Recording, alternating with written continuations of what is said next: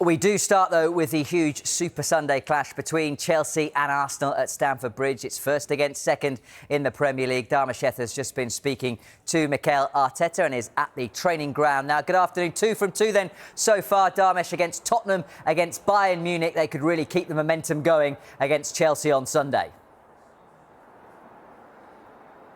Yeah, good afternoon, Rob. They certainly could. Look, this time last week, I was in Mikel Arteta's news conference and it was being spoken about as a pivotal week because they had the North London derby, they had Bayern Munich in the Champions League, followed by a trip to Stamford Bridge. And as you said, they've successfully negotiated, more than successfully negotiated, the first two of those challenges, thrashing Tottenham Hotspur by 4-1 in the North London derby and then disposing of Bayern Munich in the Champions League by 3-1. Now comes the next challenge, and it is a big one because you get the impression that Mikel Arteta is really impressed by what Enzo Maresca and Chelsea are doing so far this season. He's not surprised to see them near the top of the table, and he says that Chelsea, among the others, will all be there when it comes to the title reckoning.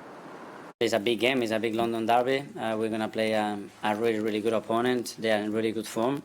And yeah, we know the challenge, we know the opportunity that we have as well on Sunday, so we are fully ready for it. If you speak to Chelsea, they seem to play down their chances of potentially challenging for the title. How do you view them? Are they title challengers? Are they your main threat? Well, I think we are all there, and they are there because they fully deserve what they are, what they have done in the last few years. I think the squad that they assembled, the numbers that they have, the amount of quality, the manager and the coaching staff that they have, you know, it makes sense that what is happening there is very positive, and they deserve to be there. After beating the Spurs at home, then we had to make the statements against Bayern Munich. We've done that, and now we have to go to the next one. That's where we are. We knew the importance of the week.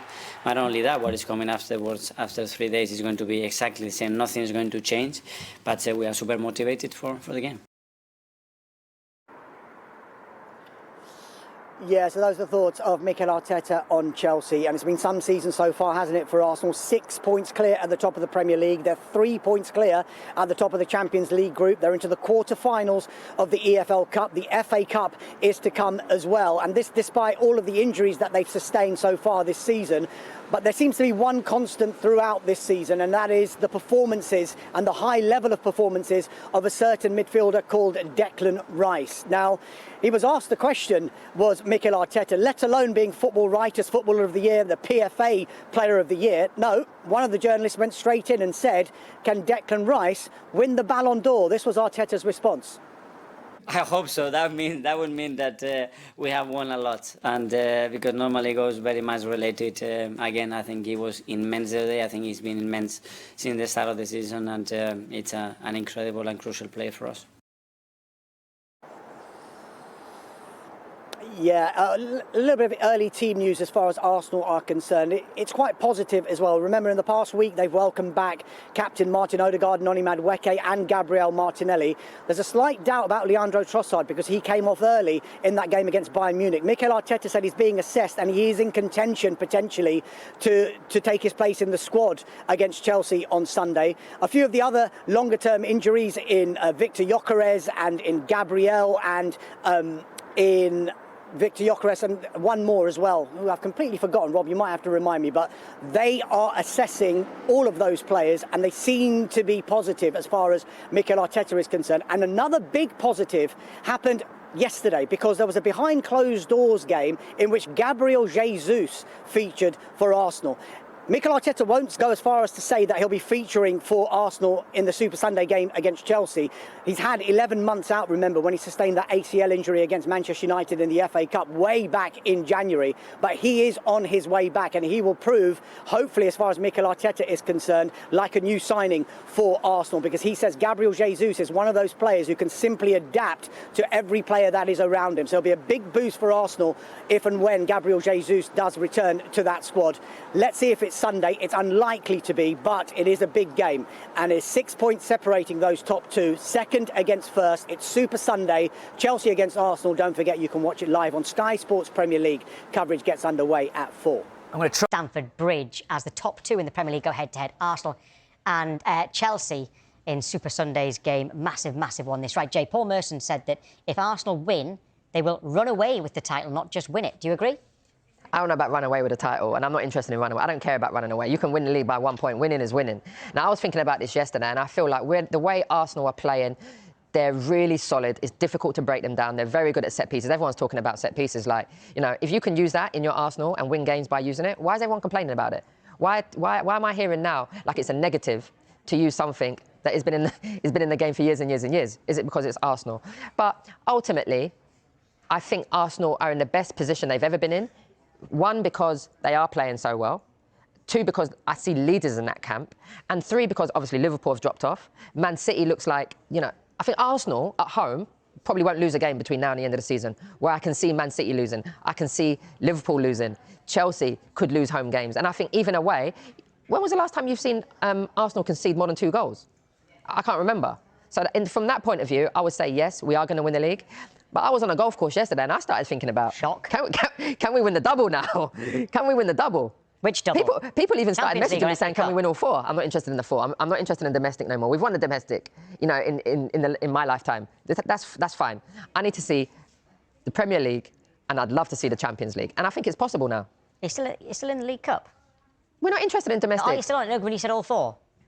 We're not interested in domestics. No, I just couldn't work out whether you were still in the League Cup. We're interested in the big 2. I don't even pay the attention answer. to that because the domestics now, there's no disrespect to the League Cup and the FA Cup. I don't want to be disrespectful.